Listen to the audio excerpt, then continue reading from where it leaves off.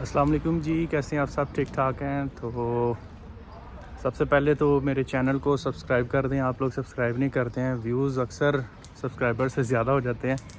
तो आज मैं आपको बताना चाह रहा हूँ कि यूके के अंदर स्टडी वीज़े के लिहाज से आपको इन्फॉर्मेशन देता हूँ। तो सबसे पहले तो आप जो लोग यूके आना चाहते हैं उनके लिए मेरी यही एडवाइस है कि आप बैचलर में बिल्कुल ना आएँ, क्योंकि बैचलर्स के अंदर आपकी जो फ़ीसेस होती हैं और जो आपके एक्सपेंसेस होते हैं वो मीट नहीं करते हैं।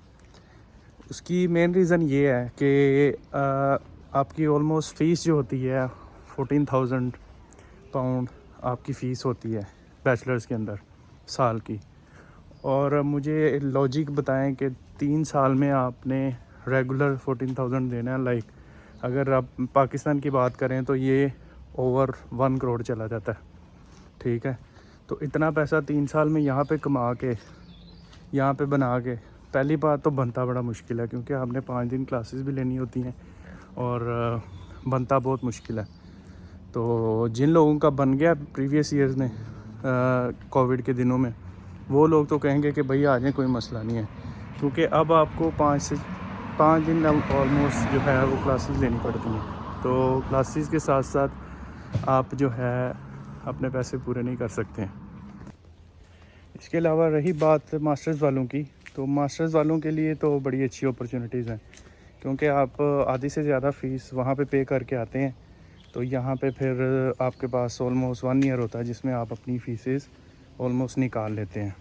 तो मैं आपको प्रेफर नहीं करूँगा कि आप यहाँ पे कैश इन हैंड जॉब्स करें, ऑल्दो ये तरीका भी होता है आपकी फ़ीसेस पूरी करने का, लेकिन इलीगल आप काम ना ही करें तो बेहतर है। 20 घंटे होते हैं, तो आप खुद अंदाज़ा करें कि 20 घंटों के अंदर आप कितनी फ़ीस जमा कर लेंगे। यहाँ पे 950 रेट है और ऑलमोस्ट 760 आपके जो है ना पर मंथ बन जाते हैं। तो मास्टर्स वालों की बात कर रहा हूँ। तो बैचलर्स में आपके पास आ जाते हैं 10 घंटे, तो 10 घंटों में कर लेंगे आधे बनते हैं, ठीक है। तो इतना तो यहाँ पे लंदन की बात करूँ तो यहाँ पे आपके जो रेंट है कम से कम 300 या 350 पड़ जाता है आपको। डिपेंड करता है कि आप कितने लोगों के साथ शेयरिंग में कर रहे हैं।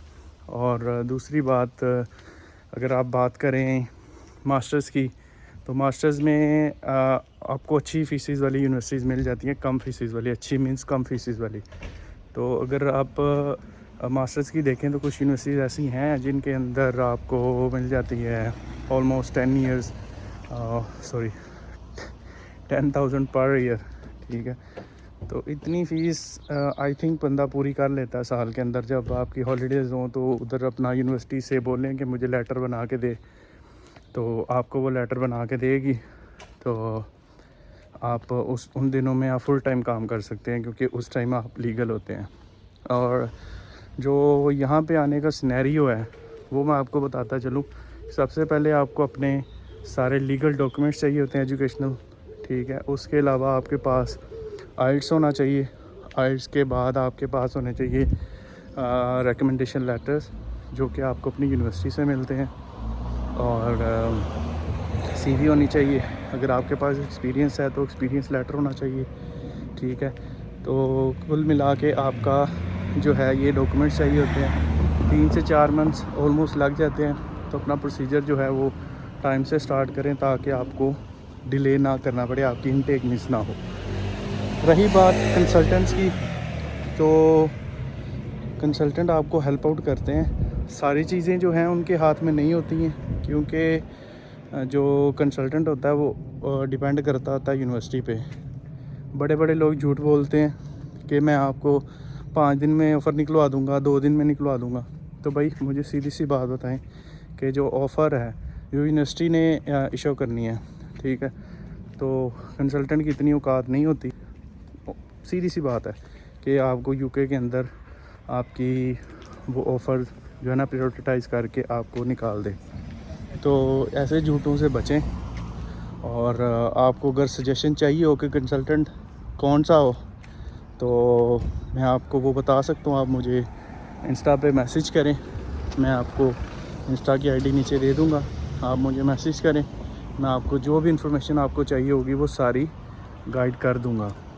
और इसके अलावा बैंक स्टेटमेंट ऑलमोस्ट आपको 50 लाख की चाहिए होती है, जो कि आपका टोटल आपकी बैंक स्टेटमेंट कैलकुलेट करते हैं इस तरह कि आपकी रिमेनिंग फ़ीस और 1 साल के सिटी के लिहाज से आपके एक्सपेंसेस होते हैं। लाइक अगर मैं लंदन की बात करूं तो 12,000 पाउंड 12,006 पाउंड यहाँ के एक्सपेंसेस हैं पर ईयर। तो उसको और रिमेनिंग फ़ीस को वो प्लस करके और पाउंड रेट से मल्टीप्लाई करके आपकी बैंक स्टेटमेंट निकलती है। तो इसके अलावा यार अपनी जो कंट्री होती है उसकी अपने ही मज़े हैं। यहाँ पे आके बड़े लोगों से तरह तरह की जो है ना बातें सुननी पड़ती हैं, ख़ास तौर पे अपने देसी। सारे नहीं, अच्छे भी होते हैं, लेकिन आपकी मजबूरी का फ़ायदा जो उठाता है ना वो देसी उठाता है। तो देसी से मुराद अपने ज़्यादातर पाकिस्तानी, इनको पता होता है ये बेचारे इनको ज़रूरत है तो ये आपको लूटते हैं, ठीक है। तो आप जो है ना बड़ा सोच समझ के ये डिसीजन लिया करें, क्योंकि जब आप आ जाते हैं फिर कोई कहते हैं there is no going back, फिर वापस जाने का जो है ना बड़ा मुश्किल हो जाता है। बाकी चैनल को सब्सक्राइब कर दें, वीडियो अच्छी लगी हो तो किसी टॉपिक पे बनवानी हो तो मुझे बताएं, मैं आपको जो है ना इंशाल्लाह ताला सारी हेल्प करूँगा इंशाल्लाह। Thank you.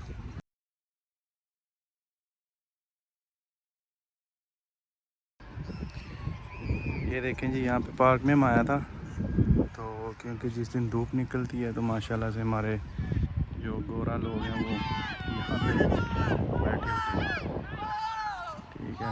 हमारे कुछ देसी क्रिकेट खेल रहे हैं यहाँ पे बच्चे। तो ये काफ़ी अच्छी खुशगवार सा मौसम है यहाँ पे, मज़ा आता है जिस दिन छुट्टी हो। तो ये चेक करें, अगर यही पार्क मेरे घर में होती ना पाकिस्तान के पास, तो यहाँ पे इस टाइम को 1,500 विकेट लगी होनी थी क्रिकेट के लिए।